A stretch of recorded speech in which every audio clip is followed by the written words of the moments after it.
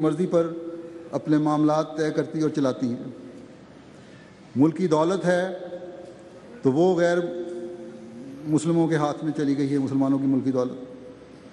اگر لیڈروں اور ملکی سربراہوں کو کوئی دلچسپی ہے تو صرف اتنی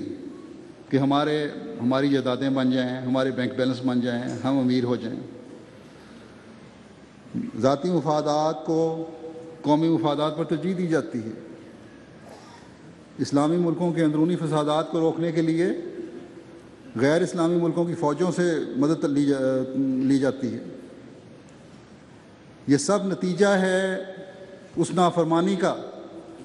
جو خدا تعالیٰ کے کلام کو نہ مان کر اور رسول اللہ صلی اللہ علیہ وسلم کی نافرمانی کرتے ہوئے اس زمانے کے امام کا انکار کرتے ہوئے کی گئی ہے۔ بجائے اس کے کہ آج مسلمان ممالک اپنی دولت کا صحیح استعمال کرتے اور مسیح موعود کے ماننے والوں میں شامل ہو کر تکمیل دین کے لیے آخری مقصد یعنی اشاعت دین کا کام سر انجام دیتے، اس دولت کو مسیح محمدی کے قدموں میں رکھ کر غیر مسلم دنیا میں اشاعت اسلام کے اہم فریضہ میں ہاتھ پٹاتے۔ حضرت صلی اللہ علیہ وسلم کے اس عاشق صادق کی مخالفت کر کے نہ دین کے رہے اور نہ دنیا کے، اور جب تک یہ اس حقیقت کو تسلیم نہیں کریں گے کہ خدا تعالیٰ کا وعدہ آخرین منہم پورا ہو چکا ہے اور آنے والا مسیح آ چکا ہے اور اس کی مخالفت کے بجائے اس کی مدد کرنا ہمارا فرض اولین بنتا ہے، اس وقت تک وہ اسی موجودہ حالت سے جو دوچار ہوتے رہیں گے اور ذلت کا سامنا کرتے رہیں گے۔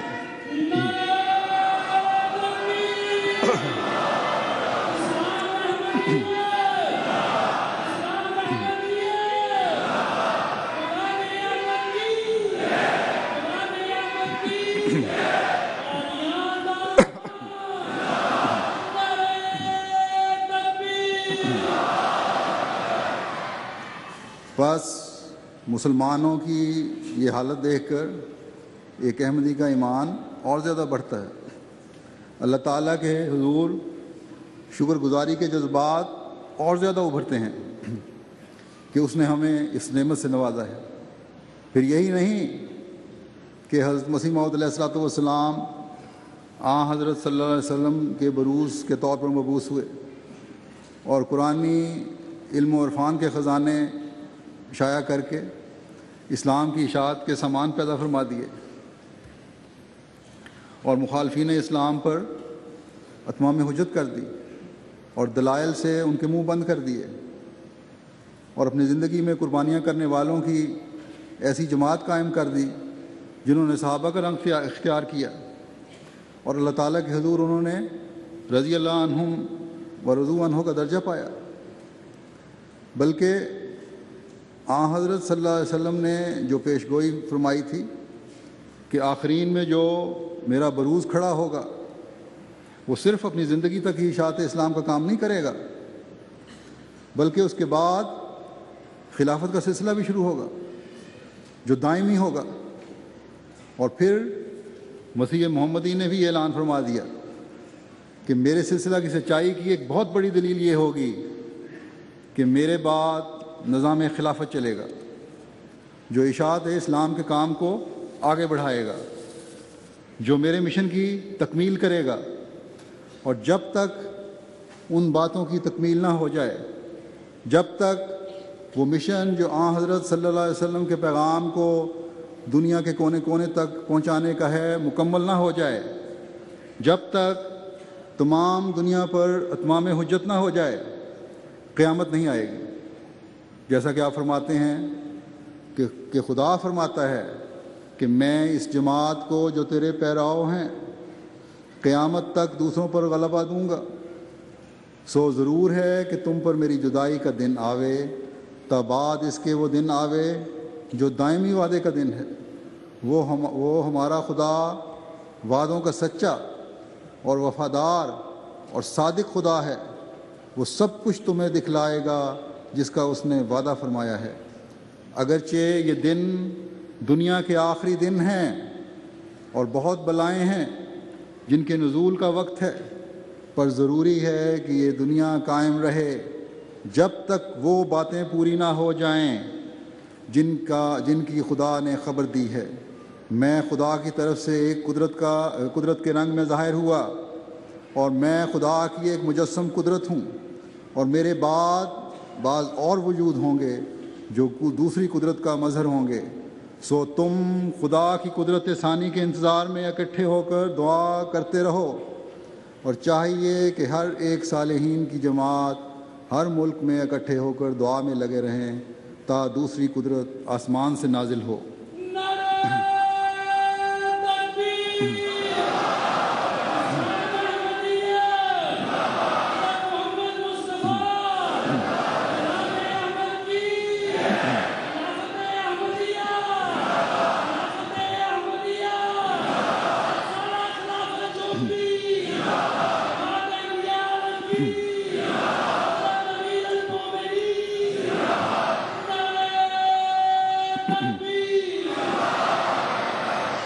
اور آپ فرماتے ہیں اور تمہیں دکھا دے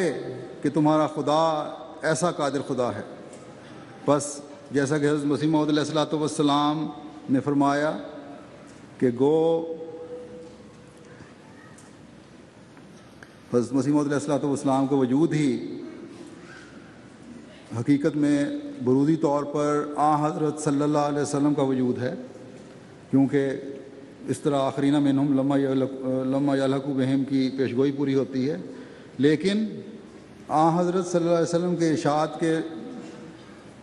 مسیح موعود کے بعد خلافت علی منہاج نبوت قائم ہوگی، یعنی وہ خلافت جو نبوت کے کام کو آگے بڑھائے گی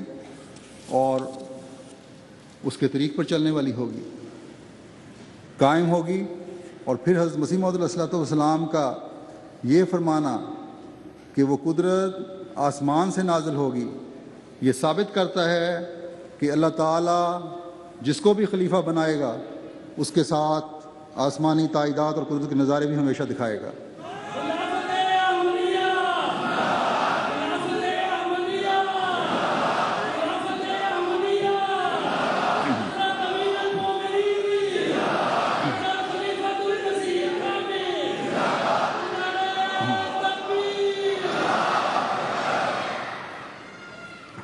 اور خلافت احمدیہ ہمیشہ اللہ تعالیٰ کی تائید و نصرت کے ساتھ اشاعت دین محمد صلی اللہ علیہ وسلم کا کام کرتی چلی جائے گی، اور اس کام کی تکمیل کے لیے خدا تعالیٰ اس کے ہاتھ بن جائے گا، اس کے بازو بن جائے گا، اور ہر فیصلہ جو خدا تعالیٰ سے مدد مانگتے ہوئے خلیفہ وقت اسلام کی اشاعت کے لیے کرے گا وہ خدا تعالیٰ سے تائید یافتہ ہوگا۔ اگر یہ نہ ہو تو پھر خلافت نہ ہی خدا تعالیٰ کی قدرت ہے اور نہ ہی آسمان سے نازل ہونے والی ہے۔ اور اس بات نے اس معاملہ کو بھی حل کر دیا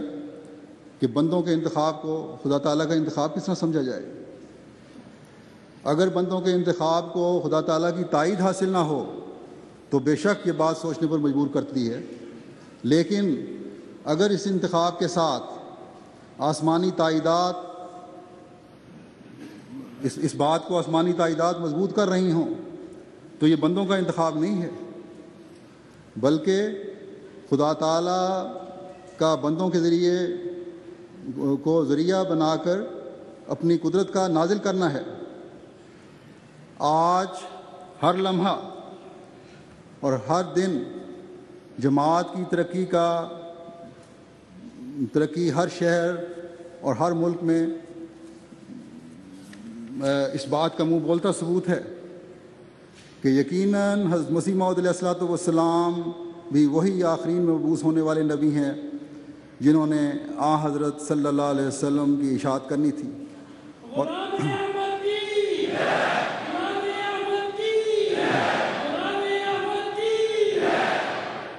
اور آپ کے بعد خلافت احمدیہ بھی یقیناً اسی سچے وعدوں والے